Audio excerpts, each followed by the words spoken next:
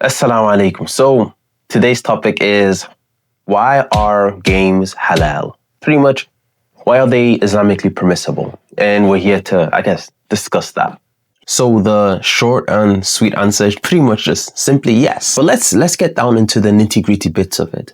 My name is Isa, and I like talking about games and ethics, and creating that bridge between Islam and Islamic philosophy and Muslim cultures and games. So before we actually talk about whether it is halal or haram, or give any verdict in particular, despite me already having done so, let's actually discuss what is a game to begin with, right?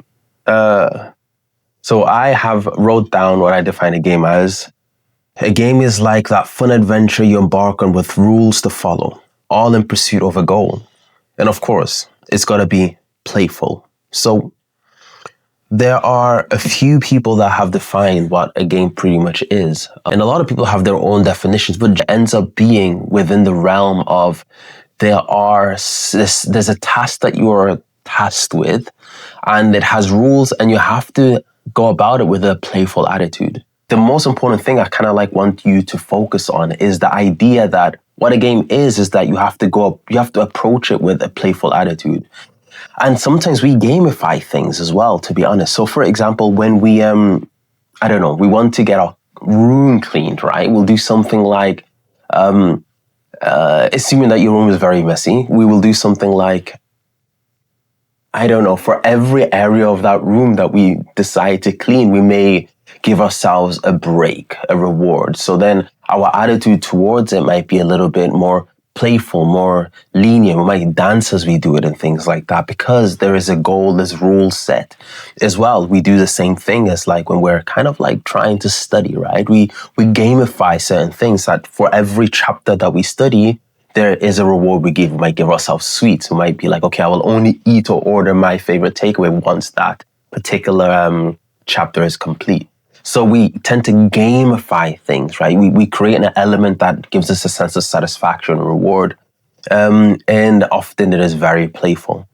So in saying that, focusing on that playful element, I also want to double emphasize that sometimes play is it's a core to humans and animals. It's something that potentially we actually can't escape from, having games. So animals, when they're small, they tend to play a lot. For example, dogs, lions, cats, all of these animals, when they're young, they tend to bite at each other and play and roll and chase each other. That is just natural in them. They are born and they end up adapting to that.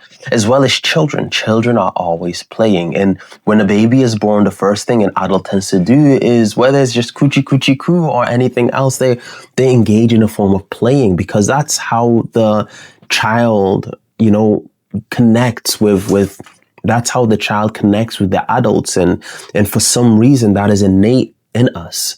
So children love to play. It is essential to growth. And so not only is games something that we tend to do, it is essential. It is part of our growth. We all played at some point in our life.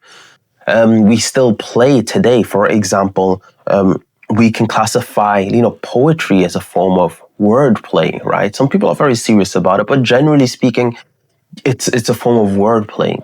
And more importantly, to navigate back to an Islamic perspective, the Prophet, peace be upon him, he would play as well. So, for example, one of the games that he played with his own wife, Aisha, was a chasing game. So, he would have a race. That's what it is. He would have a race with his wife, Aisha. And I think the first race he lost, but then they raced again at a different point, and he won at that point. And then he told her this, basically, I got you back now. So it was fun and games, even between, spouses. And it's a thing that the Prophet did. There are Sahabas that will make jokes. For example, a very popular Sahaba called Nu'ayman. He was known as the prankster, and the amount of pranks that he did is absolutely ridiculous. You should check that out. I should have a video on that as well on my channel. So yes, if you ask, are games by default halal? Yes, games are halal. the Prophet, peace be upon him, used to play games, whether the game was in a form of racing or he played jokes and he laughed at them as well. So obviously they did not have PlayStations and things like that, digital gaming at that time, but whatever game that they had, as long as it followed a certain amount of ethical code, it was permissible.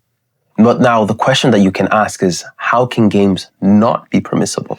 And I have a video on that too. But if you want to read more about this in particular, you should check out I have a blog, soulcaf.com, and check out the games which I make, and check out my other videos for you to explore more of this dynamic approach to Islam and gaming. That's all from me. I hope you have a great day. Assalamu alaikum wa rahmatullahi wa barakatuh.